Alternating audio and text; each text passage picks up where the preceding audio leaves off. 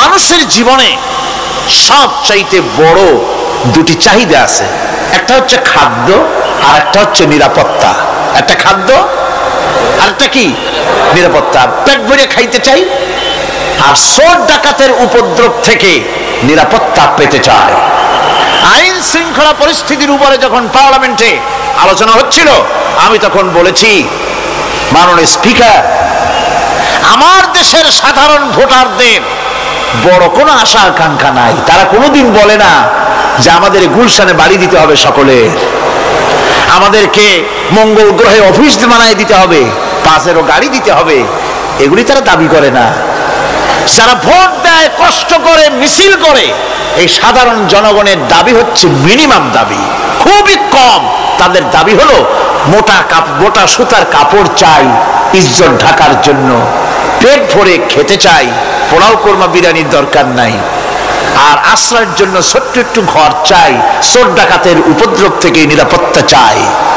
কথা ঠিক কিনা? আমি বললাম, স্পিকার সাহেব, আজ পর্যন্ত যতগুলি গভর্নমেন্ট এসেছে বাংলাদেশে, প্রত্যেকটি গভর্নমেন্ট আমার দেশের জনগণের এই ন্যূনতম দাবি, এই আশা পূরণ করতে ব্যর্থতার পরিচয় দিয়েছে। কেউ পারে নাই। যারাই গেছে তারাই তাদের নিজেদের আখের গোছাবার চেষ্টা করেছে। সব নিজেকে নিয়ে ব্যস্ত, নিজের লোকদের নিয়ে ব্যস্ত, জনগণ নিয়ে চিন্তা নাই।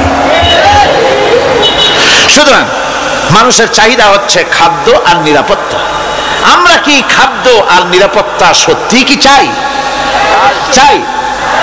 খাদ্য যদি চাই ক্ষুধার সময়, নিরাপত্তা যদি চাই ভীতির সময়, আল্লাহ রাব্বুল আলামিন বলেন কোন গভর্নমেন্ট দিতে পারবে না, দুনিয়ায় কেউ দিতে পারে নাই, পারবেও না। ক্ষুধার সময় যদি খাদ্য চাও, ভীতির সময় যদি নিরাপত্তা লাভ করতে চাও, তাহলে ফালইয়াবুদু রাব্ব হাযাল বাইত, এই ঘরের মালিকের ইবাদত কর। কোন ঘর? কাবা ঘর। বলেন কোন ঘর? কাবা ঘর। কাবা শরীফের মালিকের ইবাদত কর। তাহলে কি হবে? আল্লাযী আত'আমাহুম মিন জু'ইন ওয়া আমানাহুম মিন খাউফ। এই ঘরের মালিকের ইবাদত যদি করো, তাহলে ক্ষুধার সময় তিনি তোমাদেরকে খেতে দিবেন, আর ভীতির সময় তিনি তোমাদের নিরাপত্তা দান করবেন। এ ওয়াদা কার? চিল্লায় বলেন ওয়াদা কার? আল্লাহ পাকের ওয়াদা বিশ্বাস হলো না, এমনই পোড়া কপালের মুসলমান। নির্বাচন যখন আসলো, সলিমউদ্দিন সাহেব আসতেন মঞ্চের উপরে, পরিচয় করানো হচ্ছে। এত আপনারা যার বক্তৃতা শোনার জন্য দ্বিপ্রহরের রৌদ্রে কষ্ট করতেছিলেন, এখন সেই সংগ্রামী জননায়ক, বিপ্লবী সন্তান, তিনি এখন আপনাদের সামনে বক্তব্য রাখবেন। উনি দাঁড়ায় বললেন, ভাইয়ার আমার, বোনের আমার, আমি এবার বোতল মার্কা বাক্স নিয়ে দাঁড়াইছি, আমারে সকলে মিলে ভোট দেন। এবার যদি ক্ষমতায় যেতে পারি, না খাইয়া কেউ মরবেন না, কিন্তু কি খাইয়া মরবে তাও কয় না। মানুষেরা এই কথাগুলি বিশ্বাস করলার সমানে ভোট দিল। হায় রে কপাল! আল্লাহ বললেন, আমার ইবাদত কর, আমার গোলামি কর জীবনের সব জায়গায়, তাহলে ক্ষুধার সময় খাইতে পারবি আর ভীতির সময় নিরাপত্তা পাবি। আল্লাহর কথাটা বিশ্বাস হইল না। এই নামাজ পড়ার মুসলমানের দাম আছে, কম দাম আছে? এ রোজা খাওয়ার দাম আছে? এ মুসলমান দাবি করার দাম আছে?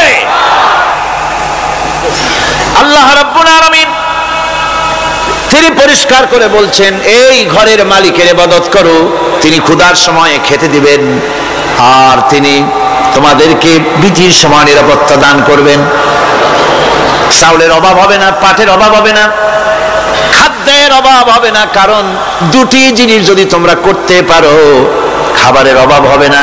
ওয়ালাউ আন্না আহলাল কুরা আমানু ওয়াত্তাকাউ লাফাতাহনা আলাইহিম বারাকাতিম মিনাস সামাই ওয়াল আরদ। দেশের লোকেরা, জনপদের লোকেরা যদি দুইটা কাজ করে, এক নম্বরে হলো আমার উপরে ঈমান আনবে, দুই নম্বরে হলো আমাকে ভয় করার নীতি অবলম্বন করে যদি চলে, তাহলে ওই দেশের মানুষের জন্য আকাশ আর জমিনের সব বরকতের দরজা আমি আল্লাহ খুলে দেব। আল্লাহর ওয়াদা। আল্লাহ পাকের নিকট মানুষের সবচাইতে বড় দাবি কি? আল্লাহর কাছে মানুষের সবচাইতে বড় দাবি কি করতে পারেন? পারেন না। আল্লাহ পাকের কাছে মানুষের শ্রেষ্ঠ দাবিটা আল্লাহ নিজেই শিখাই দিয়েছেন। আমার কাছে দাবি কর, ইহদিনাস সিরাতাল মুস্তাকিম। আয় আল্লাহ, একটা সোজা একটা সরল রাস্তা আমারে দাও, একটা সহজ পথ আমারে দাও। এই কথা সূরা ফাতিহা দাবি করার পর আল্লাহ রাব্বুল আলামিন এই অভিনন্দনের জবাবে, 7টা বাক্যের অভিনন্দনের জবাবে আল্লাহ রাব্বুল আলামিন 30 পারা কোরআন শরীফ নাজিল করে দিলেন। সূরা ফাতিহার এই সওয়ালের জবাবে আল্লাহ পাক বললেন, ওয়া আনি'বুদুনি হাদা সিরাতুম মুস্তাকিম। সোজা রাস্তা চাও, আমার গোলামি করো, ইবাদত করো। সব জায়গায় ইবাদত, গোলামি করাই লাগবে। আমার কাছে সোজা রাস্তা চাও, সোজা রাস্তা হলো আমার গোলামি করা। কার গোলামি? বেহেশতে যেতে চান? আমি আস্তে জিজ্ঞাসা বলে আপনারও আস্তে জবাব দিলেন। বেহেশতে যেতে চান? সুবহানাল্লাহ। এমন কোন মানুষ আছে নাকি যে বেহেশতে যেতে চায় না? মত করে যাইতে চায়। সবাই, আমরা সবাই বেহেশতের আশা করি, ঠিক কিনা? আল্লাহ রাব্বুল আলামিন বলেন, বেহেশতে যদি যেতে চাও তাহলেও ইবাদত করা লাগবে, ইবাদত ছাড়া জান্নাতে যাওয়া যাবে না। ফাদখুলি ফি ইবাদি ওয়াদখুলি জান্নাতি। সর্বপ্রথম আমার বান্দার মধ্যে দাখিল হয়ে যা, আমার গোলামির মধ্যে দাখিল হওয়া, আমার গোলাম হয়, এরপরে আমার জান্নাতে চলে যা। আগে গোলাম হবি, তারপরে কোথায় যাবি? জান্নাতে যাবে। আগে গোলাম হ, আগে গোলামির খাতায় নাম লেখা, আগে সত্যিকারের আমার বান্দা হ, গোলাম, এরপরে জান্নাতে যাওয়া যাবে। জান্নাতে যাইয়া আল্লাহর সাথে কি দেখা করতে চাই? আল্লাহর সাথে দেখা করতে চাই। আল্লাহ রাব্বুল আলামিন বলেন, ফামা কানা ইয়ারজু লিকা রাব্বিহি ফালইআমাল আমালান সালিহান ওয়া লা ইউশরিক বিইবাদাতি রাব্বিহি আহাদা। তোমাদের মধ্যে যদি কেউ আল্লাহর সঙ্গে, তার রবের সঙ্গে যদি কেউ দেখা করতে চায়, তাহলে সে যেন ভালো ভালো কাজ করে, নেক কাজ করে, আর তোমার রবের সাথে অর্থাৎ আল্লাহ রাব্বুল আলামিনের সাথে ইবাদতের মধ্যে যেন কাউকে শরীক না করে। শিরক যদি না করো, খাঁটি গোলাম, খাঁটি বান্দায় যদি পরিণত হতে পারো, কিয়ামতের দিন আল্লাহ রাব্বুল আলামিনের সঙ্গে দিদার নসিব হয়ে যাবে। এই গোলামি করব কতদিন? কতদিন গোলামি করব? এই প্রশ্নের জবাবে আল্লাহ রাব্বুল আলামিন কোরআনে কারীমের মধ্যে জবাব দিয়ে দিয়েছেন, ওয়াবুদ রাব্বাকা হাত্তা ইয়াতিয়াকাল ইয়াকিন। মৃত্যু পর্যন্ত, যতক্ষণ না নাক দিয়ে শেষ প্রশ্বাসটি, নিঃশ্বাসটি বেরিয়ে যাচ্ছে, ততক্ষণ পর্যন্ত আনুগত্য, গোলামি সবটা হবে কার? জোরে চিল্লায় এখন কার? এই গোলামি জীবনের সব ক্ষেত্রে করতে পারলে আমরা মুসলমান, আর করতে না পারলে মুসলমান নামে মুনাফিক। না পারলে কি? মুনাফিক। বন্ধুগণ, ইয়াকা নাবুদু পর্যন্ত বলে ওয়া ইয়াকা নাস্তাইনের কথাটা শোনাচ্ছি। সূরা ফাতিহার ভিতরে আমরা পড়ি, পড়েন আমার সাথে, ইয়াকা নাবুদু ওয়া ইয়াকা নাস্তাইন। আয় আল্লাহ, একমাত্র তোমার গোলামি করি আর একমাত্র তোমার কাছে সাহায্য চাই। তুমি ছাড়া কারো কাছে সাহায্য? এটা কি ঠিক? এটা কি আমাদের মনের কথা, ঈমানের কথা? আল্লাহ করুন, আল্লাহ করুন, বলি আমিন। হাদিস শরীফে বলা হয়েছে, ইজা সাআলতা ফাসআলিল্লাহ ওয়া ইজা ইসতাআনতা ফাসতাইন বিল্লাহ। কিছু চাইতে হলে আল্লাহর কাছে চাও, কিছু বলতে হলে, ভিক্ষা করতে হলে আল্লাহর কাছেই ভিক্ষা করো। কার কাছে ভিক্ষা করবেন?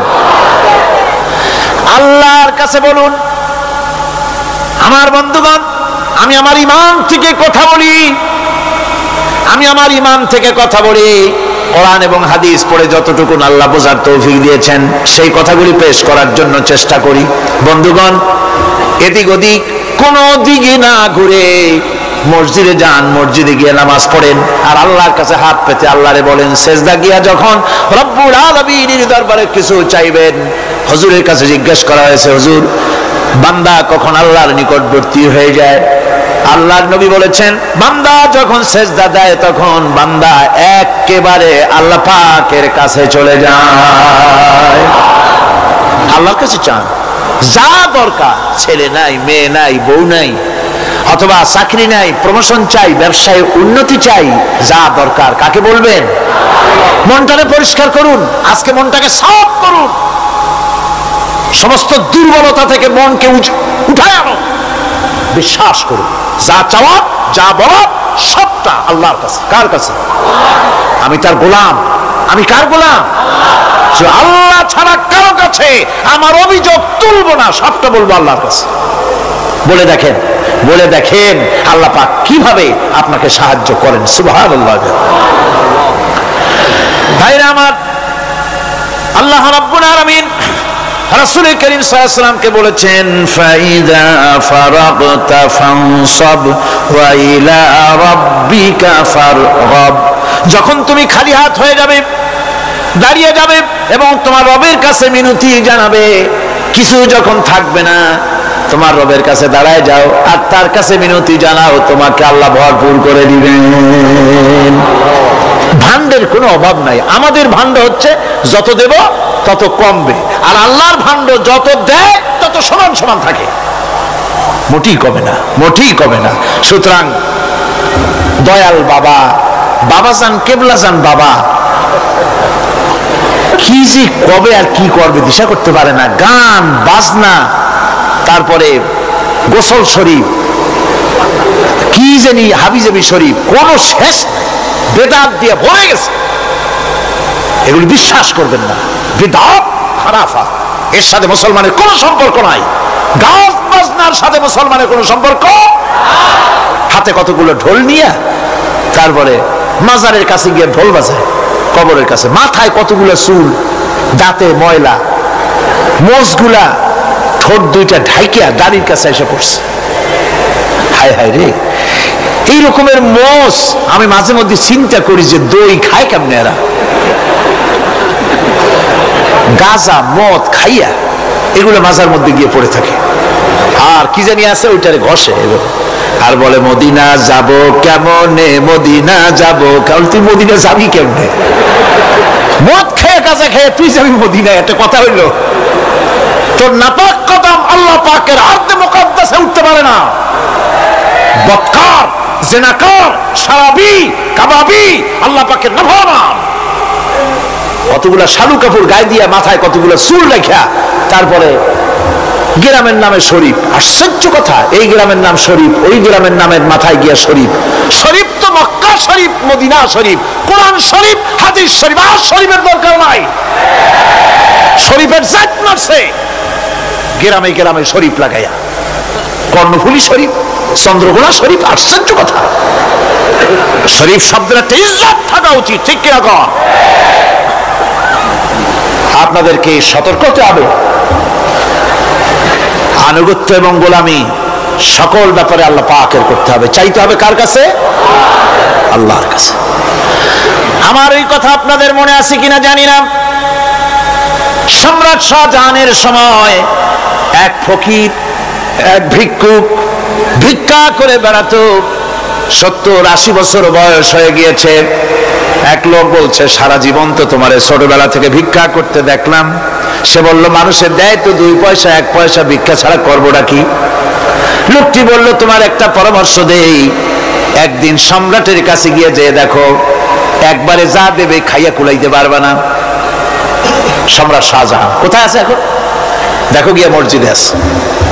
লোকটি মসজিদের বাইরে গিয়ে দেখে সম্রাট একা হাত তুলে বসে আছে, চোখ থেকে পানি পড়তেছে দর দর করে, দাড়ি ভিজে জামায় পড়তেছে। বহুক্ষণ দাঁড়িয়ে আছে। এরপরে সম্রাট তার মুনাজাত শেষ করে বেরিয়ে আসছেন। ফকিরের সঙ্গে দেখা। ফকির বলল আসসালামু আলাইকুম, তিনি বললেন ওয়ালাইকুম আসসালাম ওয়া রাহমাতুল্লাহ। ফকির রওনা করেছে। বাদশা বলছে, তুমি তো একজন ভিক্ষুক মানুষ বলি মনে হয়, আমার কাছে তো কেউ কিছু না চাইয়া যায় না, তুমি যে কিছু না চেয়েই চলে যাচ্ছ। ভিক্ষুক বলছে, জাহাপানা, সত্যি কিছু চাইতে এসেছিলাম আপনার কাছে, কিন্তু আপনার অবস্থা দেখে আমার জ্ঞানের চোখ খুলে গেছে।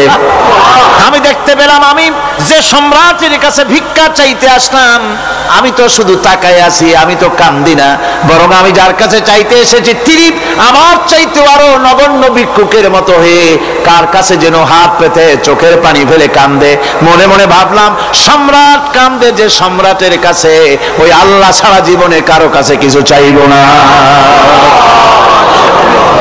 আল্লাহর কাছে চাওয়ার অভ্যাস করুন, তিনি দিতে পারেন, সবকিছু তার আছে। এই বিশ্বাস মনের ভিতরে জমাতে হবে, তাহলেই সত্যিকারের মুসলমান আমরা হব। আল্লাহ পাক সত্যিকারের গোলাম আমাদেরকে বানাবেন, আমরা বলি আমিন।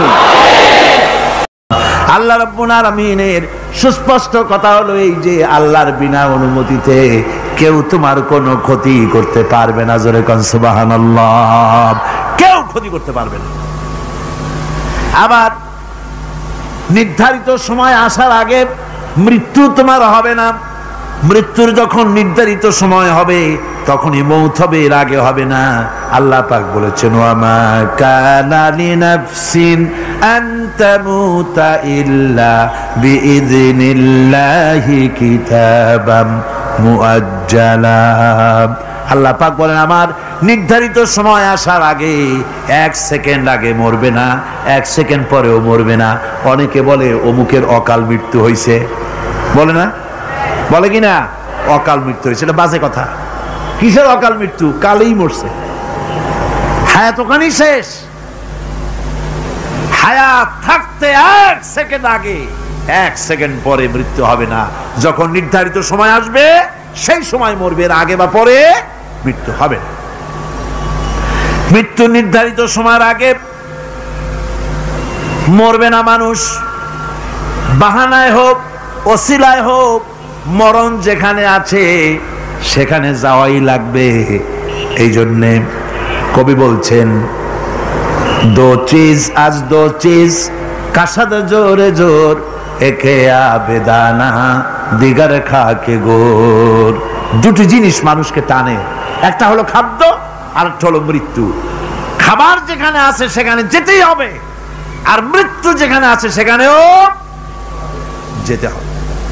কোরআনে কারিমে রব্বুল আলামিন বলেন, কুল লাউ কুনতুম ফি বুয়ুতিকুম লাবারাযাল্লাযীনা কুতিবা আলাইহিমুল কাতলু ইলা মাদাজিহিম।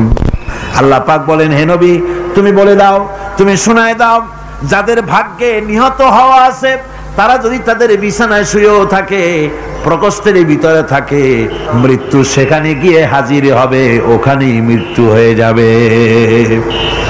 মৃত্যুর সময় আসতে পরে মানুষকে মোটেই সময় দেওয়া হবে না। সময় যখন আসবে সময় মতো তাকে বিদায় নিতে হবে।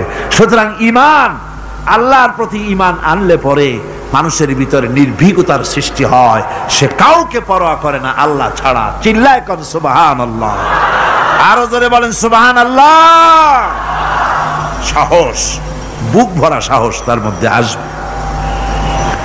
এরপরে আল্লাহর প্রতি ঈমান আনলে পরে আরেকটি উপকার মানুষের হয়, এটা হলো 4 নম্বর উপকার। এটা কয় নম্বর? 4 নম্বরের উপকার হলো আল্লাহর প্রতি মানসিক প্রশান্তি আসে। সেই মানসিক প্রশান্তিটা হলো ইমানদার কখনো হতাশ হয় না, ইমানদার কখনো হতাশায় ভোগে না, নিরাশায় ভোগে না। যেহেতু কোরআন শরীফের ভিতরে আল্লাহ পাক বলেছেন, আল্লাহর রহমত থেকে কেবল কাফেররা ছাড়া আর কেউ নিরাশ হয় না। আল্লাহর রহমত থেকে নিরাশ হয় কারা? জোরে কোন, কারা নিরাশ হয়? আর কেউ আল্লাহর রহমত থেকে নিরাশ হয় না। সুতরাং আল্লাহর প্রতি এই আশা, ভরসা, আল্লাহর প্রতি এ ধরনের একটি প্রশান্তি মনের মধ্যে থাকে, সে হতাশ হয় না।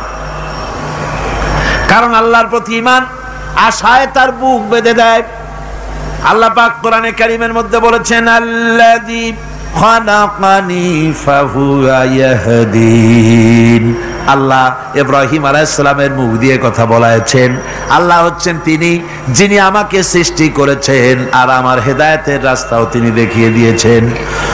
ওয়াল্লাযী হুয়া ইউতঈমুনি ওয়া ইয়াসকিন। আর আমি যখন ক্ষুধার্ত হই তিনি আমারে খাওয়ান, আর আমি যখন তৃষ্ণার্ত হই তিনি আমারে পান করান। কে খাওয়ান?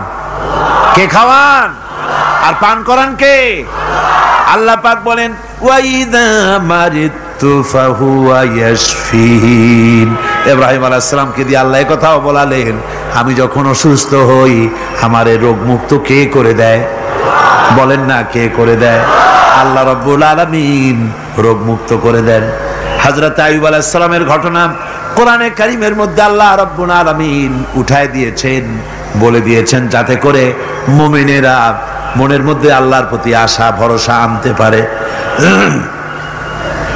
রোগ হয়েছে হযরত আইয়ুব আলাইহিস সালামের, এত অসুখ, অসুখে রোগে শোকে আত্মীয় স্বজন স্ত্রী পুত্র পরিজন সব তারে ছেড়ে গেল, গায়ে পোকা হয়ে গিয়েছে। 1 বছর 2 বছর নয়, বছরের পর বছর ধরে রোগাক্রান্ত অবস্থায় আইয়ুব আলাইহিস সালাম আছেন। এবার সমস্ত শরীর ছেড়ে জিহ্বার মধ্যে পোকা হওয়া শুরু হয়ে গেছে। হযরত আইয়ুব আলাইহিস সালাম জিহ্বায় যখন পোকা শুরু হয়ে গেল, আল্লাহর দরবারে তখন তিনি ফরিয়াদ করে বলেছিলেন রব্বুল আলামিন, সারা শরীরে পোকা ধরলো, শরীর জরা জরা হয়ে গেল, রোগে শোকে শেষ হয়ে গেলাম, কোনো শিকায়ত করি নাই, এবার তো কথা না বলে পারি না মাবুদ, তুমি দয়া করে আমার জিহ্বায় পোকা দিও না।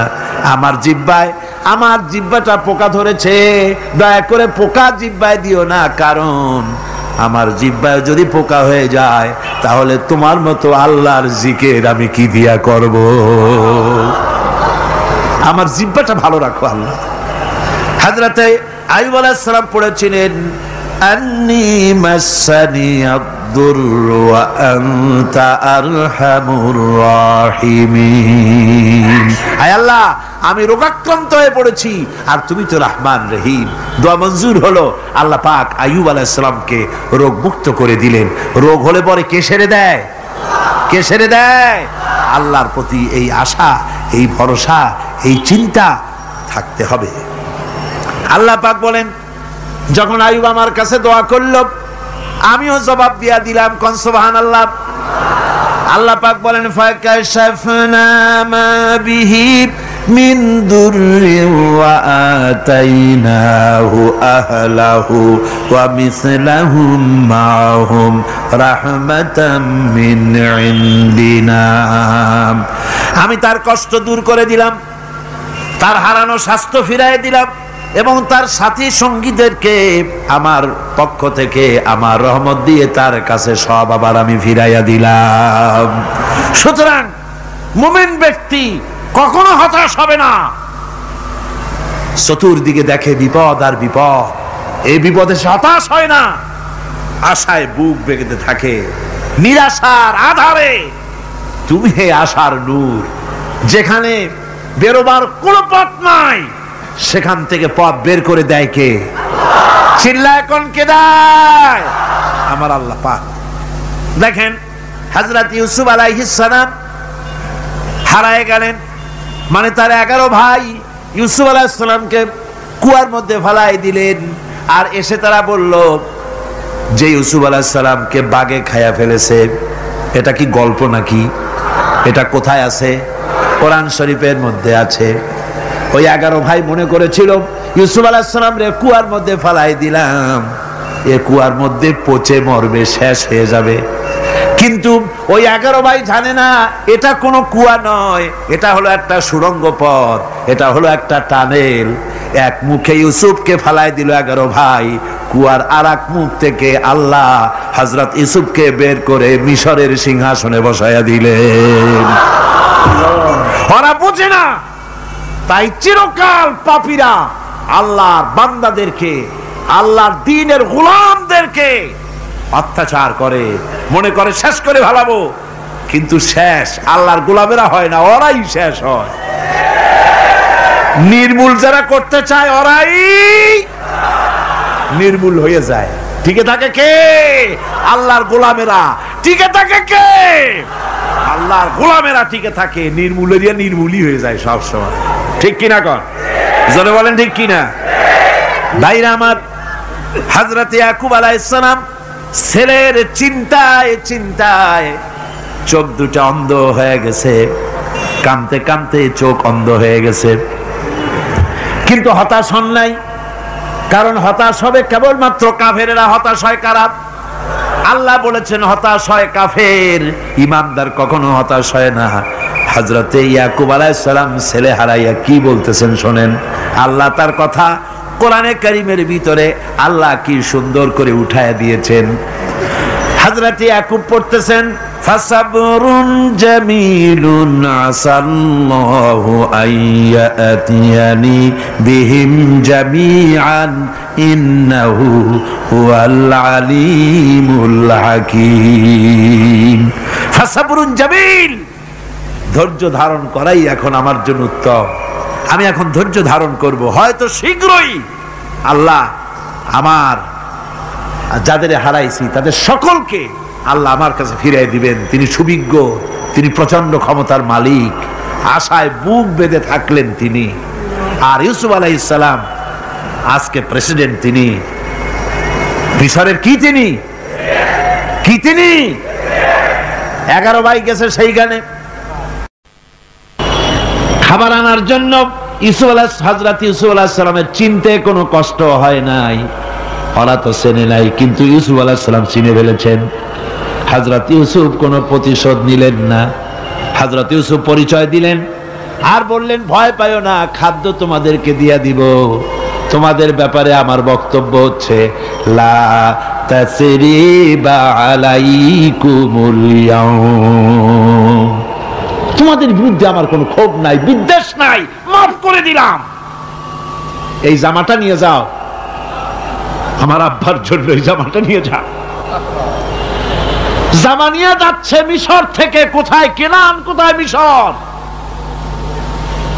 মিশর থেকে ইউসুফ আলাইহিস সালামের জামা নিয়ে ছেলেরা কেনানের দিকে যাচ্ছে। আর এদিকে হযরত ইয়াকুব বলতেছেন, আমি যেন আমার নাকের ভিতরে ইউসুফের গন্ধ পেতেছি। সুবহানাল্লাহ। জামা চলে এলো, চোখের উপরে তিনি রাখলেন, আল্লাহ চোখ ভালো করে দিলেন। সুবহানাল্লাহ। ভাইরা আমার, এই জন্য যারা আল্লাহর উপরে ভরসা করে, আল্লাহর ঈমান যাদের মধ্যে এসে যায়, ঈমান বিল্লাহর বড় উপকার হলো সে হতাশ হয় না। যত বড় বিপদ হোক হতাশ হয় না। দেখেন ইউসুফ আলাইহিস সালাম কি কেমন করে জুলাইখা ঘেরাও করে ফেলে দিয়েছে। দরজা বন্ধ, তালা বন্ধ, জানালা বন্ধ, ছিটকানি মারা, খিল মারা, তালা দেওয়া, বেরোবার কোনো পথ নাই, চতুর্দিকে নগ্ন চিত্র। এবার জুলাইখার প্রবৃত্তিকে চরিতার্থ করতে হবে, খারাপ কাজ করতে হবে, বেরোবার পথ নাই। হযরত ইউসুফ আলাইহিস সালাম তিনি জানেন দরজা সব বন্ধ, পালাবার পথ নাই, কিন্তু আল্লাহ রাব্বুল আলামিনকে তিনি ভয় করলেন। যুবক মানুষ, আল্লাহ রাব্বুল আলামিনকে ভয় করলেন। রব্বুল আলামিনকে ভয় করে তিনি তালাবদ্ধ দরজার দিকে দৌড় মারলেন। রব্বুল আলামিন আপন কুদরতে সবগুলি দরজা খুলে দিলেন। ওয়া মান ইয়াত্তাকিল্লাহা ইয়াজআল লাহু মাখরাজা, যে ব্যক্তি আমারে ভয় করে, আমার পথে চলতে চায়, আমি রাস্তা খুলে দেই। সুবহানাল্লাহ বিহামদি। সুতরাং ঈমানে বুক বাঁধো জওয়ানেরা, তরুণেরা, হতাশ হওয়ার কোনো কারণ নাই, আশায় বুক বেঁধে থাকো। আপনারা বলেন, এই পৃথিবীতে ইউনূস আলাইহিস সালাম যে বিপদে পড়ছিলেন, এর চাইতে বড় বিপদ পৃথিবীতে কিছু হতে পারে? আপনাদের চিন্তায় বুঝি পারে? এই দিকের লোকেরা কথাই কয় না মুঠো।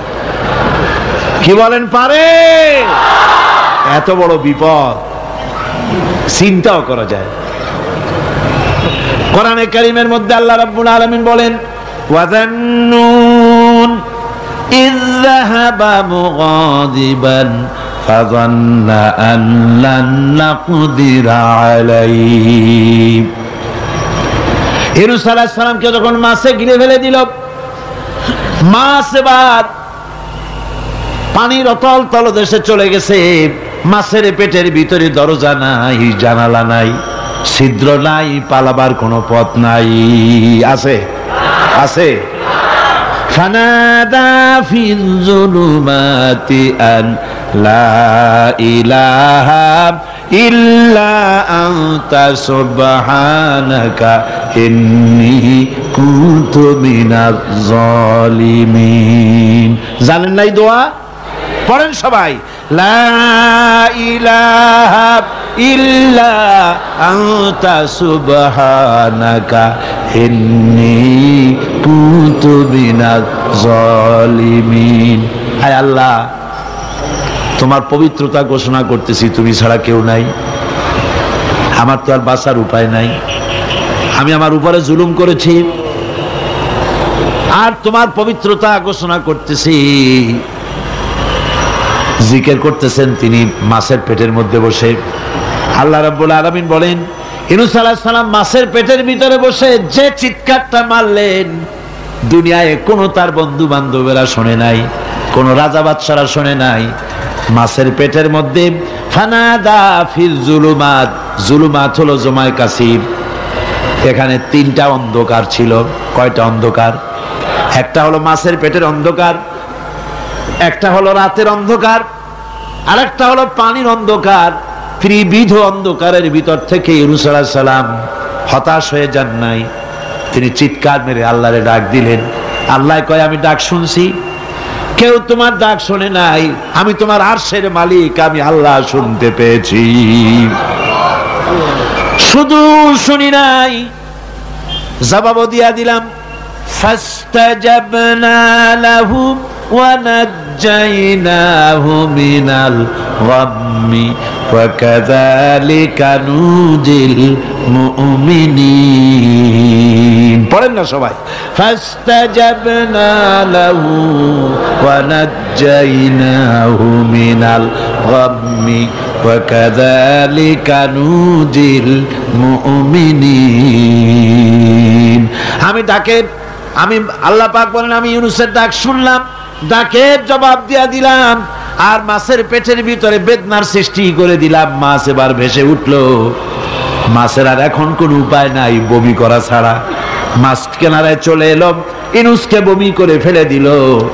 আল্লাহ কয়, শোনো দুনিয়ার মানুষেরা, শুধু ইউনূস আলাইহিস সালামকে নয়, ওয়া কাযালিকা, এইভাবে করে আমার মুমিন বান্দারা যদি বিপদে পড়ে আর আমারে ডাকে, আমি রব্বুল আলামিন এইরকম বিপদ দিয়া বাঁচায়া দেব। বিপদ থেকে বাঁচাবেন কে? সুতরাং গতকালকের মতো আবারও বলি, বিপদ আসতে পরে মুসলমানেরা মাজারে দৌড়ায় বেশি। কন নাউজুবিল্লাহ, জোরে কন নাউজুবিল্লাহ। বিপদ আসে আর মাজারে চলে যায়, যাইয়া সেখানে কাঁদে, মাজারের উপরে মাথা ঘা দিতে থাকে, পয়সা দেয়, মোনাজাত করে, কাঁদতে থাকে, মাজারওয়ালার কাছে বিপদ মুক্তি চায়। আহা, নাউজুবিল্লাহ পড়ে। আবারও কন নাউজুবিল্লাহ। বিশ্বাস করুন আমার ভাইরা, বিশ্বাস করুন, আল্লাহর কোরআন আমার হাতে। মাজারওয়ালার কাছে কানলে পরে ওই মাজারে যিনি শুয়ে আছেন, আল্লাহর কসম, তার কোনো ক্ষমতা নাই আপনাকে বিপদ থেকে বাঁচাতে পারে। আছে ক্ষমতা? জোরে বলেন আছে। বিপদ থেকে বাঁচাবে কে? কে বাঁচাবে? আল্লাহ। আপনারা টাকা দেন, আর ওই টাকাগুলি ওইখানে মাজারে বৈশা জনমের খাওয়া খায় মাজারের পাহারাদার এক শ্রেণীর পান্ডারা। টাকাগুলা মাথায় দেখবেন মাজার কেন্দ্র করে লাল লাল চাদর গায়, তারপরে শট, মাথায় জট, দাড়িতে জট, দাড়িতে জট, আর মোষ। হায় রে মোষ! 6টা টর্চ লাইট দিয়েও যদি আপনি খোঁজেন, মুখ তালাশ করে পাবেন না, এত মোষ। সমানে গাঁজা খায়। আপনার পয়সা দিয়ে ধর্মের নামের ব্যবসা করে। যাই দেখেন মাজারগুলো, প্রত্যেকটা মাজারে 5টা 10টা লোক বসা আছে। ঘাট ধরে বের করে দাও আর বলো মাজারে বসে আছো কেন? মসজিদে যাও। কোথায় যাবে? কোথায় যাবে? মসজিদে। আল্লাহর থামো, আল্লাহর ওলিদের মাজার ঘেরাও করে রেখে দাও, যত্ন করে রেখে দাও। গরু ছাগল ভেড়া হাবিজাবি কিছু যেন যেতে না পারে, যত্ন করে রাখো, সম্মান দিয়ে রাখো। কিন্তু তোমার ওখানে পাহারা দিতে বলছে কে? তুমি ওখানে বসে থাকো কেন? গুড় যেখানে পিঁপড়া সেখানে। পয়সা দেওয়া বন্ধ করে, একটারও পাবেন না ওখানে। ঠিক কিনা কর? সব ধান্দাবাজ পয়সার লোভে ওখানে বসে থাকে, গাঁজা খায়, মদ খায়, নামাজ পড়ে না। আর আপনার টাকা দিয়া খোঁজ নিয়ে দেখেন মাজারের মুতল্লি যত আছে সব বাসের মালিক, ট্রাকের মালিক, কোটি কোটি টাকার ব্যবসা করে।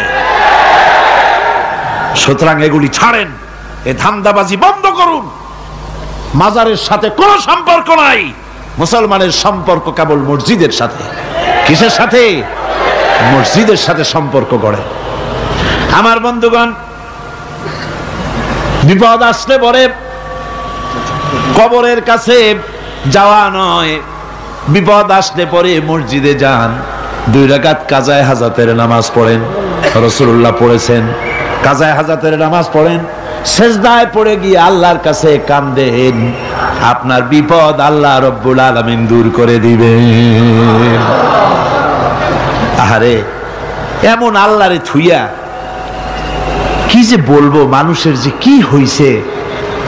আমি সিলেটে দেখেছি শাহজালাল রহমতুল্লাহ আলাইহি, আল্লাহর ওলি, শাহ আমানত আল্লাহর ওলি, শাহ মাখদুম আল্লাহর ওলি। এই ওলিরা কোনদিন বলে যায় নাই যে আমার মাজারে পাহারা দিয়ে তোমরা টাকা আদায় করো। বলছে কেউ? শাহজালাল রহমতুল্লাহ আলাইহির মিশন কি ছিল আর এই পাগলেরা করে কি? হযরত শাহজালালের তরবারি আজও আছে। আমি তরবারি দেখেছি, দোধারি তরবারি হাতে নিয়ে এসেছেন। এক হাতে ছিল তরবারি আর এক হাতে ছিল আল্লাহর কোরআন। যখন সিলেটে ঢুকলেন, গৌর গোবিন্দ তার সব কিছু, তিনি আজান দেওয়ালেন। আজান শোনা মাত্র মূর্তিগুলো কাঁপতে লাগলো। গৌর গোবিন্দের কলজা গলার কাছে চলে আসছে। জিজ্ঞেস করছে ব্যাপারটা কি, এরকম হচ্ছে কেন? জ্যোতিষীরা বলল যবন এসেছে, মেলেচ্ছ এসেছে, আর উপায় নাই। শাহজালাল রহমতুল্লাহ আলাইহি তিনি বসলেন গেটের কাছে। এবার সব পালাচ্ছে। গৌর গোবিন্দ বলল সাপুরিয়াদের ডেকে যে আমারে একটা বাক্সের মধ্যে ভরিয়া সাপ বলে চালাই দিও, আমি সামনে পড়তে চাই না। ভয়তে কলজা গলার কাছে চলে আসছে শুধু আজান শুনে। এরপরে লোক সব চলে যাচ্ছে, উনি দেখতেছেন যাও যাও যাচ্ছে সব। তারপরে ঝুড়িতে করে যাচ্ছে সাপুরিয়ারা, তোমাদের এর মধ্যে কি? সাপ, যাও যাও যাও। এরপরে বড় একটা বাক্স, ওটার মধ্যে কি? কাজে হুজুর আমরা সাপ খেলা দেখি, এর মধ্যে সাপ। নামাও, আমি সাপ খেলা দেখবো, নামাও ওটা। এরপরে বাক্স খুলছে, দেখে যে আসল সাপ বাইর হয়েছে। গৌর গোবিন্দ বলল যে আমার রাজত্ব ছেড়ে দিলাম, আমারে জানে বাঁচা। শাহজালাল রহমতুল্লাহ আলাইহি বললেন আমি তো মারতে আসি নাই, আমি তো হত্যাকাণ্ড করতে আসি নাই, আল্লাহর দ্বীনকে নিয়ে এসেছি। তিনি ক্ষমা করে দিলেন। সেই শাহজালাল রহমতুল্লাহ আলাইহির মাজারে লোকেরা বিভিন্ন জায়গা দিয়ে যায়, বাস ভরে ভরে যায়, যাইয়া চাদরের উপরে যাইয়া মাথা ঘা দিতে থাকে আর কাঁদতে থাকে। কতগুলো গজাল মাছ আছে, বিরাট বিরাট গজাল, গায়ে শ্যাদলা পড়ে গেছে, দেখলে মনে হয় যেন রিটায়ার্ড অফিসার, এরকম মোটা। ওগুলারে মুড়ি খাওয়ায়, কলজা খাওয়ায়।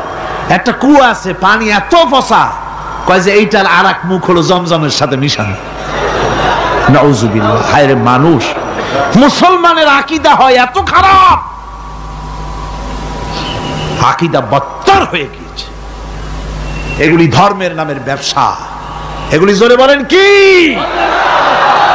এই ব্যবসা বন্ধ করতে হবে। এ ব্যবসা বন্ধ করতে হবে। এরা ধর্মের নামে লুটেরা, চাদর দিয়ে, আগরবাতি দিয়ে, মোমবাতি দিয়ে, সেজদা দিয়ে মুশরিক হয়ে যাচ্ছে, ইসলাম থেকে খারিজ হয়ে যাচ্ছে। আমার কাছে রিপোর্ট এসেছে প্রচন্ড ভিড়ে মানুষের কষ্ট হচ্ছে, তো কি করা যাবে? আমি বললাম ভিড়, আর আপনারা যদি ভিড় দেখতে চান তাহলে তো সব লোক দাঁড়ায় যাবে, আপনাদের তো দেখার দরকার নেই। একটু চেপে চেপে বসেন আর জোরে সোরে জিকির করেন, লা ইলাহা ইল্লাল্লাহ, লা ইলাহা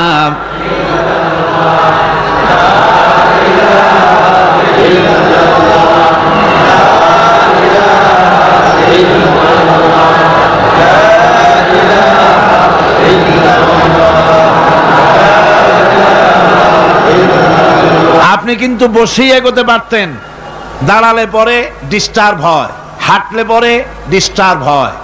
নিজের কপালটারে খারাপ করেন না, এত সুন্দর আল্লাহর কথা শোনা থেকে নিজেকে মাহরুম করতে চেষ্টা করেন না। নিজেও শোনেন, অপরকেও শুনতে দেন। বসেন, মাজা ব্যথা করবে না, আল্লাহ মাজা ব্যথা ভালো বানায় দেবে যত সময় বসবেন। কোন আলহামদুলিল্লাহ। আপনারা বসছেন যে জায়গাটায়, এটা বেহেশতের টুকরা। এটা কি? এরা প্যারেড ময়দান নয়। মাজালিসুল ইলম হিয়া রাউযাতুম মিন রিয়াদিল জান্নাহ। হযরত আলী বলেছেন, যেখানে ইলম চর্চা হয়, কোরআন আলোচনা হয়, হাদিস আলোচনা হয়, সেটা কোনো সাধারণ জায়গা না, সেটা জান্নাতের টুকরা হয়ে যায়। জোরে বলেন সুবহানাল্লাহ। কাজী বেহেশত থেকে শয়তানের জন্য বাইর করিয়া না দেয়, সতর্ক থাকেন। শয়তান কি চায় যে আপনি সারাক্ষণ শোনেন? কি কোন চায়? চায় না। শয়তানের খপ্পরে পড়েন না, বসেন আর শোনেন। ইমানদার যখন বিপদে জর্জরিত হতে থাকে তখন সে ভেঙে পড়ে না, তখন অন্ধকারের, বিপদের অন্ধকার বিদীর্ণ করে আলোর এক প্রভা তার চোখের সামনে উদ্ভাসিত হয়ে ওঠে। সেটা কি?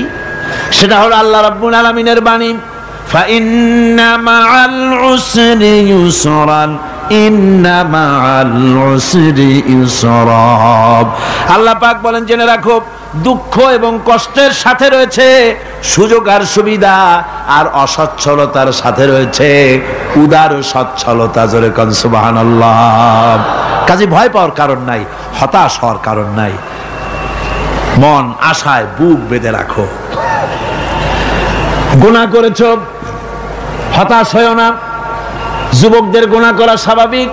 ইউনিভার্সিটির ছাত্র, কলেজের ছাত্র, প্রফেসর, শিক্ষক, অফিসার ঘুষ খেয়েছেন, জিনা করা হয়েছে, মদ খাওয়া হয়েছে, মিথ্যা কথা বলা হয়েছে, যাই কিছু করেন না কেন ভয় পাওয়ার কারণ নাই, নিরাশ হওয়ার কোনো দরকার নাই।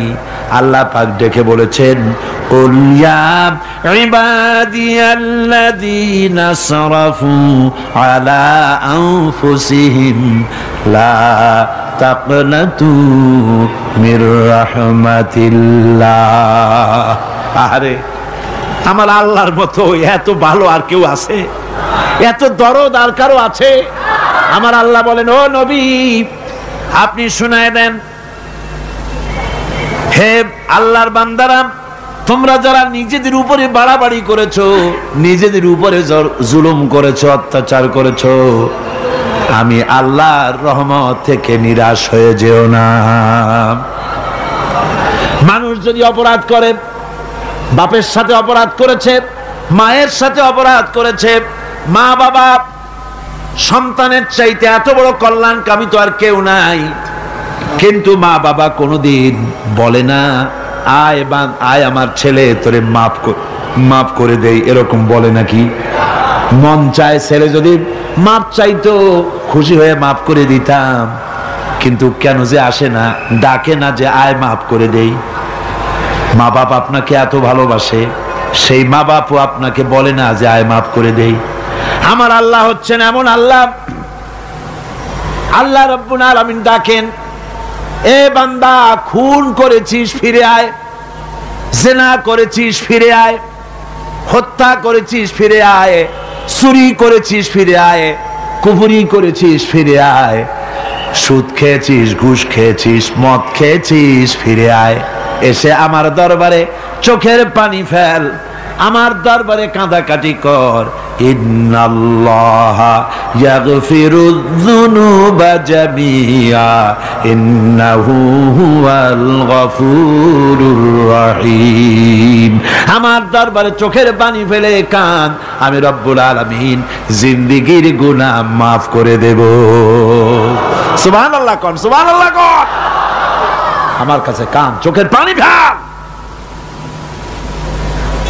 আল্লাহ রাব্বুল আলামিনের কাছে বান্দার দুইটা ফোঁটা বেশি প্রিয়। একটা হলো জিহাদের ময়দানে যে রক্ত ফোঁটা দেওয়া হয়, এটা আল্লাহর কাছে প্রিয়। আর আল্লাহর ভয়তে গুনার জন্য লজ্জা করে অনুশোচনা করে বান্দা যখন চোখের পানি ছেড়ে দেয়, আল্লাহর কাছে এটা অত্যন্ত প্রিয়। নবীজি বলেছেন, বান্দা যখন গুনার ভয়তে, আল্লাহর ভয়তে, জাহান্নামের ভয়তে অনুশোচনা করে যখন চোখ দিয়া পানি ছেড়ে দেয়, ওই চোখের পানি নাকের অর্ধেক আসতে না আসতে আল্লাহ রাব্বুল আলামিন বান্দারে মাফ করে দেন। আল্লাহ বরদাস্ত করতে পারেন না যে বান্দা কান্দু। আমার ভাইরা, আল্লাহ রহমত, এই পৃথিবীতে আল্লাহর রহমতকে 100 ভাগ করা হয়েছে। আল্লাহর রহমতের কত ভাগ? এই 100 ভাগের 1 ভাগ সারা পৃথিবীতে ছড়াই দেওয়া হয়েছে। আর 99 ভাগ কার কাছে? আল্লাহর কাছে। একটা ভাগ দুনিয়া ছড়ানো হয়েছে আদম আলাইহিস সালাম থেকে নিয়ে এই পর্যন্ত, এখান থেকে নিয়ে কিয়ামত পর্যন্ত পৃথিবীতে যত মানুষ আসবে, যত প্রাণী আসবে, তাদের মধ্যে প্রাণী জগতেও গাভী তার বাছুরকে ভালোবাসে ঠিক কিনা, হাতি তার বাচ্চাকে ভালোবাসে ঠিক কিনা, মুরগি তার বাচ্চাকে ভালোবাসে কিনা, প্রত্যেক মাই তার সন্তানকে ভালোবাসে মানুষের মতো। এই ভালোবাসা, স্নেহ, এই মমতা, এই করুণা, এই মহব্বত একটা ভাগ দুনিয়ায় দেওয়ার পর আপনি আর আমি যতটুকুন ভাগে পেয়েছি, সেই মহব্বতে, স্ত্রীর মহব্বতে অস্থির, মায়ের মহব্বতে অস্থির, সন্তানের মহব্বতে অস্থির। এখন চিন্তা করেন, একটা ভাগ সারা পৃথিবীতে বিতরণ করার পর যেটুক পেয়েছি, তাতে যদি এত মহব্বত হয়, তাহলে এর 99 ভাগ মহব্বত যে আল্লাহর কাছে জমা আছে, এই বান্দার জন্য তার কত মহব্বত, এই বান্দার জন্য কত করুণা তার, কত মহব্বত তার, কত দয়া তার। এজন্য আল্লাহ রাব্বুল আলামিন বলেছেন, নাব্বি ইবাদি আন্নি আনাল গফুরুর রহিম। ও আমার নবী, সুসংবাদ দিয়ে দাও, বান্দাদেরকে শোনায় দাও যে আমি আল্লাহ তাআলা ক্ষমাশীল আর দয়াবান। হুজুর কাঁদতেছিলেন, হযরত ওমর রাদিয়াল্লাহু তাআলা আনহু এসে দেখেন হুজুর একা কাঁদতেছে। হুজুর জিজ্ঞেস করছেন, হযরত ওমর জিজ্ঞেস করলেন, হুজুর আপনি কাঁদেন কেন একা একা? হযরত ওমর বলেন, আমি যখন প্রশ্ন করলাম, নবীজি বললেন, আমার কাছে কিছু আগে জিবরাইল এসেছিলেন। জিবরাইল এসে আমাকে বললেন, আল্লাহ পাক বলেছেন, হে আমার নবী, ইসলামের ভিতরে থেকে যে সমস্ত মানুষগুলো ইসলামের ভিতরে থেকে চুল আর দাড়ি পাকায় দিছে, কিয়ামতের দিন এই লোকগুলারে আমি শাস্তি দিতে আমার শরম হবে। হযরত ওমর বলেন, হুজুর উম্মতের জন্য কত বড় খোঁজ খবর এটা, আর আপনি কাঁদতেছেন। হুজুর বলেন, ওমর তুমি জানো না, আমার কান্নার কারণ ভিন্ন। আমার কান্নার কারণ হলো যে আল্লাহ রাব্বুল আলামিন কিয়ামতের দিন দাড়ি চুল পাকা বান্দারে শাস্তি দিতে শরম করবেন।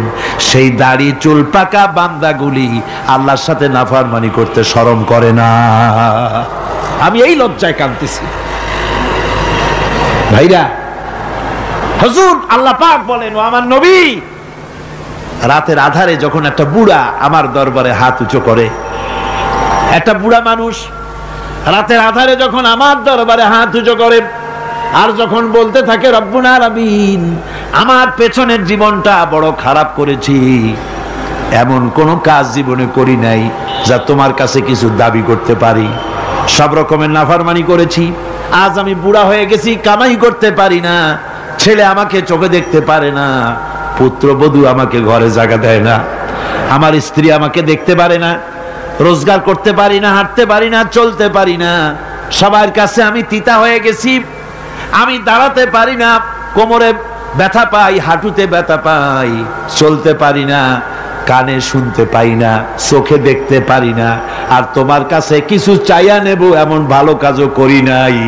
এইভাবে যখন বান্দা কাঁদতে থাকে আমার দরবারে, ও আমার হাবিব আমার রহমতের দরিয়ায় জোশ মেরে যায়, আমার শরম হয় এই বুড়াটারে কেমনে খালি হাতে ফিরাইয়া দেই।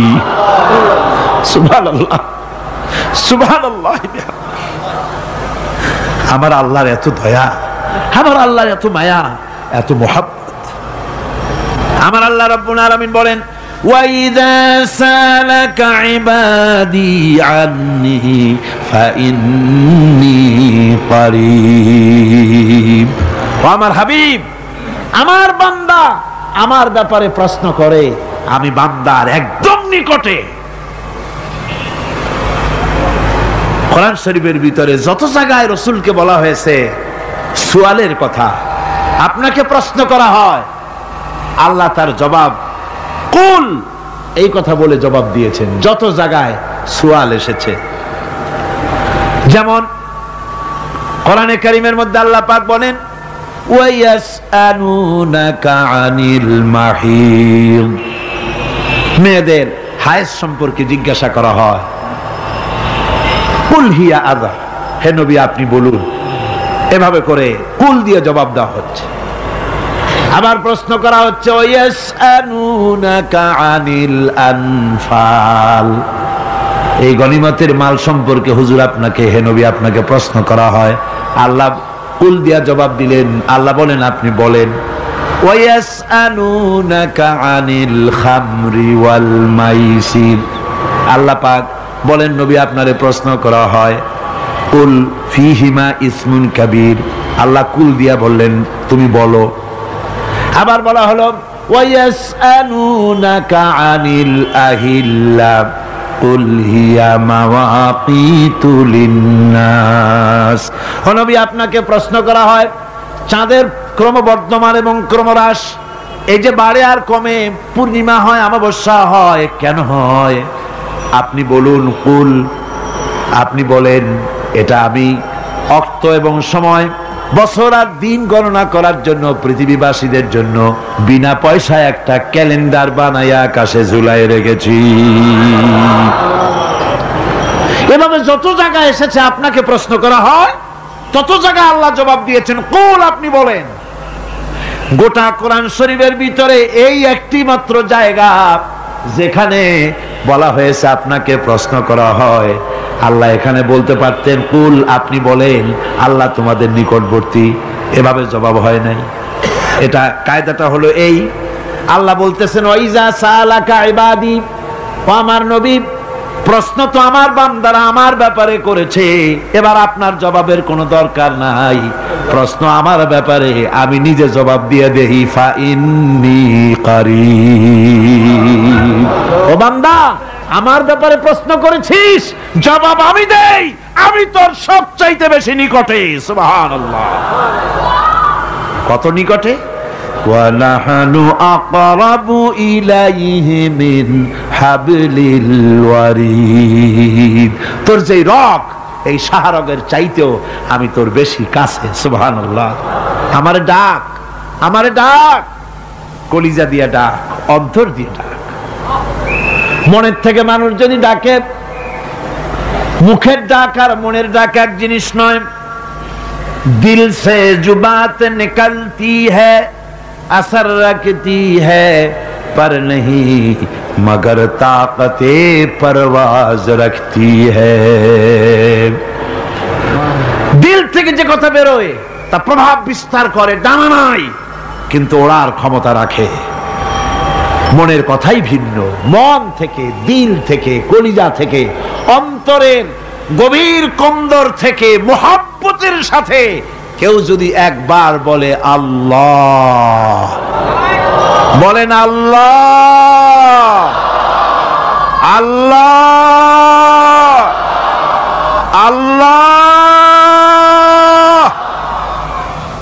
আল্লাহ রাব্বুল আলামিন বলেন, অন্তরের অন্তঃস্থল থেকে একটি বার যদি বান্দা বলেন আল্লাহ, আল্লাহ বলেন 70 বার সাড়া দিয়া জিজ্ঞেস করি, বান্দা কি চাও, আমি তোমার কাছে আছি। সুবহানাল্লাহ, আমি তোর একদম কাছে, কি চাস বল, বল আমার কাছে। এমন দয়াবান, এমন মেহেরবান, এমন আল্লাহ আমাদের। সে আল্লাহ রাব্বুল আলামিন তিনি বলছেন, وقال ربكم ادعوني استجب لكم, তোমাদের রব বলেছেন আমারে ডাকো, আমি আল্লাহ ডাকের সাড়া দিয়া দেব। সুবহানাল্লাহ। কারে ডাকতে হবে? কারে ডাকতে হবে? এই বিশাল জনসমুদ্র একযোগে চিল্লা এখন কারে ডাকতে হবে? কোন পীর সাহেবকে নয়, আল্লাহর কসম কোন খাজা বাবাকে নয়, ডাকতে হবে কারে? চিল্লা এখন কারে? ওয়াকালা রাব্বুকুম উদউনি, তোমার রব তোমাকে বলতেছে আমারে ডাকো, আস্তাজিব লাকুম, আমারে ডাকবে আমি সাড়া দিয়ে দেব। সুবহানাল্লাহ। আল্লাহকে ডাকেন, কি চাই আপনার বলেন, কি চাই? আল্লাহর কাছে চান, আল্লাহ দিয়ে দিবেন। দেওয়ার জায়গা আল্লাহর কাছে চাইবেন, আল্লাহ দিবেন। দেওয়ার জায়গা, চাওয়ার জায়গা হলো সেজদায় পড়ে যাবেন। আমার ভাইয়েরা, জায়গাটা চিনায় দিলাম। মাজারে যাওয়া লাগবে না, কবরে যাওয়া লাগবে না। 2 রাকাত নামাজ পড়ে সেজদায় পড়ে গিয়া যত বিপদ আছে, মুসিবত আছে, সেজদার মধ্যে চোখের পানি ছেড়ে দেন, আর কেন্দে কেন্দে জীবনের কথা বলেন। আল্লাহ রাব্বুল আলামিন আপনার আওয়াজ শুনবেন আর দোয়া কবুল করে নিবেন। কামতে হবে আল্লাহর কাছে। কার কাছে? আল্লাহর কাছে। সুম্মা ইস্তাগফিরুল্লাহ, আর এরপরে সে যদি আমি আল্লাহর কাছে ক্ষমা চাই, ইয়াজিদিল্লাহ গফুরার রহিমা, সে আমি আল্লাহকে গফুর এবং রহিম হিসাবে পাবে। সুবহানাল্লাহ। আল্লাহকে গফুর এবং রহিম হিসাবে পাওয়া যাবে। সব আল্লাহকে বলতে হবে, গুনাহ মাফ চাইতে হবে। এই জন্য হুজুর সাল্লাল্লাহু আলাইহি ওয়াসাল্লাম দৈনিক 100 বার তওবা পড়তেন। কোন হাদিসে আছে 70 বার, কোন হাদিসে আছে 100 বার তওবা পড়তেন। নামাজের পরে তো প্রত্যেক নামাজই পড়তেন হুজুর, সালাম ফিরাতেন আর সাথে সাথে বলতেন আল্লাহু আকবার, আস্তাগফিরুল্লাহ, আস্তাগফিরুল্লাহ, আস্তাগফিরুল্লাহ। মনে থাকবে আপনাদের? মনে থাকবে? সালাম ফিরাইয়া কি বলবেন? না, সালাম ফিরাবার সাথে সাথে বলবেন আল্লাহু আকবার, তারপরে পড়বেন আস্তাগফিরুল্লাহ, আস্তাগফিরুল্লাহ, আস্তাগফিরুল্লাহ। তওবা পড়বেন, আল্লাহর কাছে সবসময় গুনাহ মাফ চাইতে থাকবেন, বিনীত থাকবেন। আল্লাহকে পাওয়া যাবে, তাকে রহিম হিসেবে পাওয়া যাবে। সুতরাং ঈমান বিল্লাহ, আল্লাহর প্রতি ঈমান আনলে পরে 4 নম্বরের যে উপকারটা হবে সেটা হলো হতাশায় ভুগবে না, নিরাশায় ভুগবে না, আশায় বুক বেঁধে উঠবে, ঈমান মজবুত হবে, আল্লাহর কাছে মানুষ বিনয়ী হয়ে যাবে। এবার 5 নম্বরের উপকার আমি বলছিলাম, ঈমান বিল্লাহ, আল্লাহর প্রতি ঈমান আনলে পরে অসংখ্য উপকার হয়, অসংখ্য বৈশিষ্ট্য আছে। এর 6টা উপকারের কথা আমি বলবো। কয়টা? অসংখ্য উপকারের ভিতরে প্রধান 6টি উপকারের কথা বলবো। এর বললাম কয়টা? 4টে বলেছি। এবার বলো 5ম উপকারের কথা। আল্লাহর প্রতি আপনি পূর্ব পশ্চিমে কতবার মুখ ঘোরালেন, এটাই কিন্তু আপনার আসল সৎ কাজ নয়। আসল সৎ কাজ হলো আল্লাহর প্রতি ঈমান আনা। এই ঈমানের ব্যাপারে 3টা দিন আমরা পার করে দিলাম, এখনো কথা শেষ হয় নাই। আল্লাহর প্রতি ঈমান আনলে পরে যে উপকারটা হবে 5ম নম্বরে, সেটা হলো কঠোর এবং কঠিন বিপদের ভিতরে বান্দার ভিতরে অবিচলতা এবং ধৈর্যের সৃষ্টি হয়ে যাবে। আলহামদুলিল্লাহ। কঠিন বিপদ মুসিবত আসলে পরে সে অবিচল থাকবে। সারা দুনিয়ার বিপদ আপদ, শত্রুতা, দুঃখ, কষ্ট, মুসিবত, জুলুম, নির্যাতন সবকিছু পাহাড়ের মতো উঁচু হয়ে তাকে ঘিরে ফেলবে, কিন্তু তাকে এক চুলও নাড়াতে পারবে না। আলহামদুলিল্লাহ। সারা পৃথিবী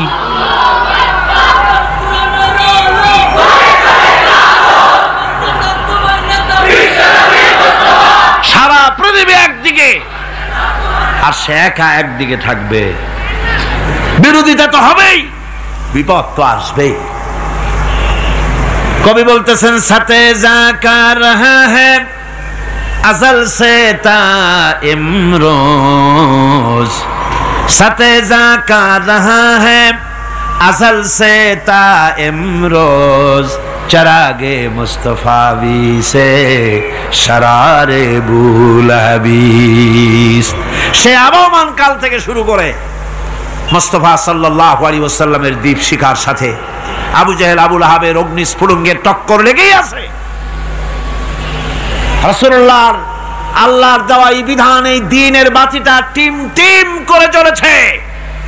আর গোরকি টর্নেডো হাজার হাজার মাইল বেগে হেরিকেন এসেছে, গোরকি এসেছে, টর্নেডো এসেছে, টাইফুন এসেছে, কিন্তু এই আলো নিবাইতে পারে নাই। সুবহানাল্লাহ, এই আলো নিবাতে পারে নাই। এই শত্রুতা চিরকালের, নিবাতে পারবে না। কারণ হচ্ছে আল্লাহ রাব্বুল আলামিন বলেছেন ইউরিদুনা লিইউতফিউ নূরাল্লাহি বিআফওয়াহিহিম ওয়াল্লাহু মুতিম্মু নূরিহি ওয়ালাউ কারিহাল কাফিরুন। ওরা চায় মুখের ফু দিয়ে আমার আলোকে নিভিয়ে দেবে, কিন্তু আমি আমার আলোকে পূর্ণতা দান করব, তাতে কাফের বেঈমানদের কলজায় যত জ্বালা যন্ত্রণা হোক আমার দ্বীন কেউ মিটাই দিতে পারবে না। কোন সুবহানাল্লাহ। সুতরাং বিপদে অবিচলতা আসবে, সে অটল হবে, মজবুত হবে। কোরআনে কারীম বলতেছে ওয়া কাযালিকা জাআলনা লিকুল্লি নাবিয়্যিন আদুওয়াম মিনাল মুজরিমিন। এই পৃথিবীতে এমনি করে আমি সকল নবীদের শত্রু বানিয়েছি, সব পাপিষ্ঠ অপরাধীদেরকে। নবীদের সাথে বিরোধিতা করেছে কারা? পাপিষ্ঠরা আর অপরাধীরা। আজও খুঁজে দেখেন, আজও ইসলামী আন্দোলনের বিরোধিতা যারা করে সবগুলি কি পাপিষ্ঠ? সত্য কি না কর?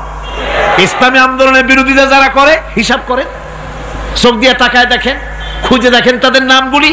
মদখোর, জিনাকার, বদমাশ, চোর, হাইজাকার, বেনামাজি, লুটেরা, মিথ্যাবাদী, সবচাইতে সমাজের নিকৃষ্ট লোকগুলি ইসলামের বিরোধিতা করে।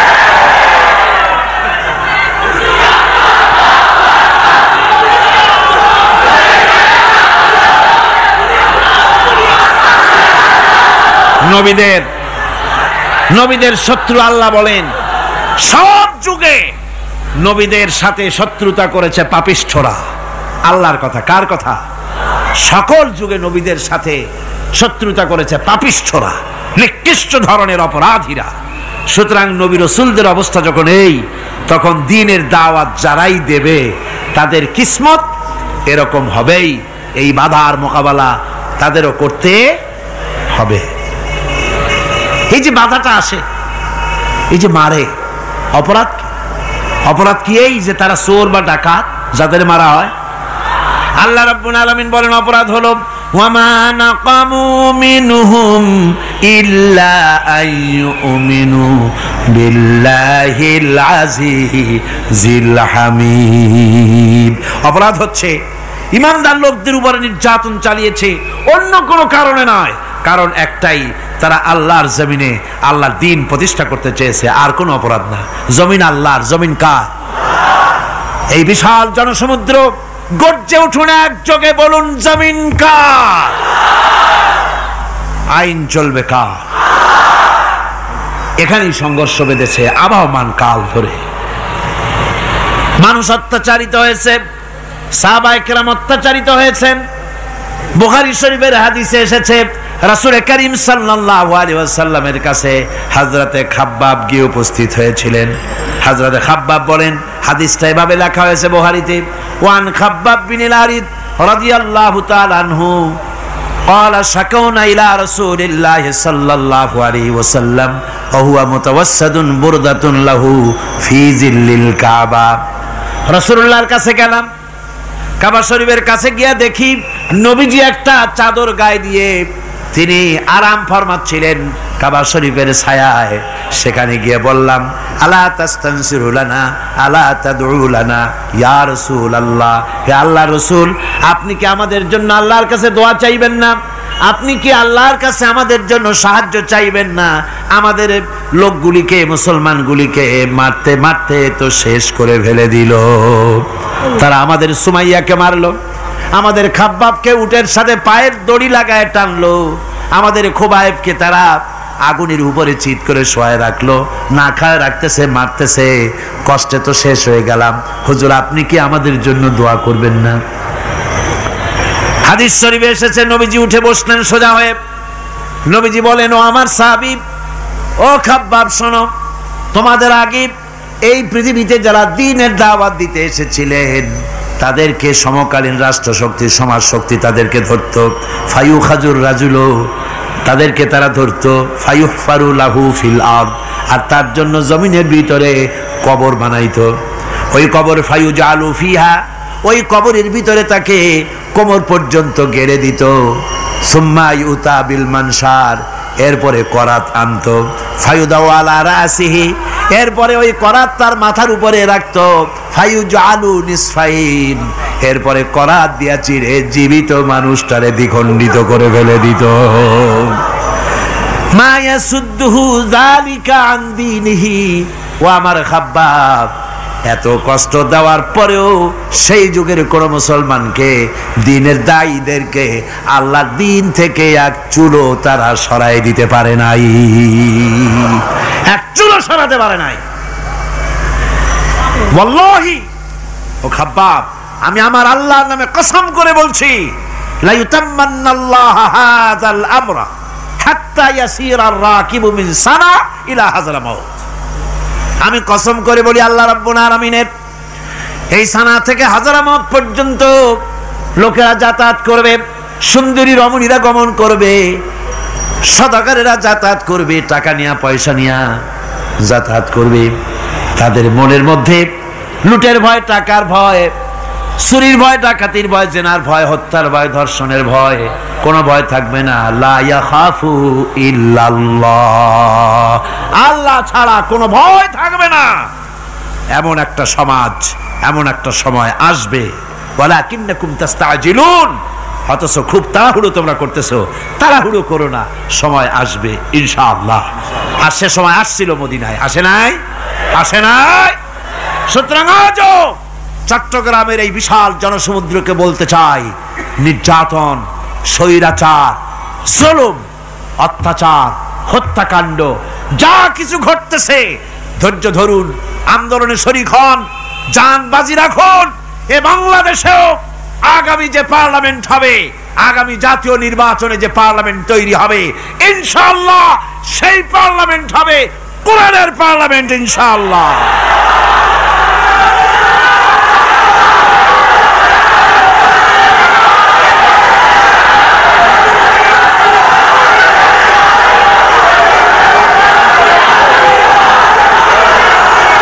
আমার ভাইয়েরা, আমার বন্ধুগণ, কঠিন বিপদে অবিচলতা এবং ধৈর্যের দৃষ্টান্ত রেখে গেছেন আম্বিয়া আলাইহিমুস সালাম। সুবহানাল্লাহ। কঠিন বিপদে অবিচলতা, দৃঢ়তা, ধৈর্য কারে বলে, তার দৃষ্টান্ত কারা রেখেছেন? আম্বিয়া আলাইহিমুস সালাম। ওনারাই আমাদের আদর্শ, নবীরাই আদর্শ। সাহাবায়ে কেরাম রিদওয়ানুল্লাহ তাআলা আলাইহিম আজমাইন আমাদের আদর্শ।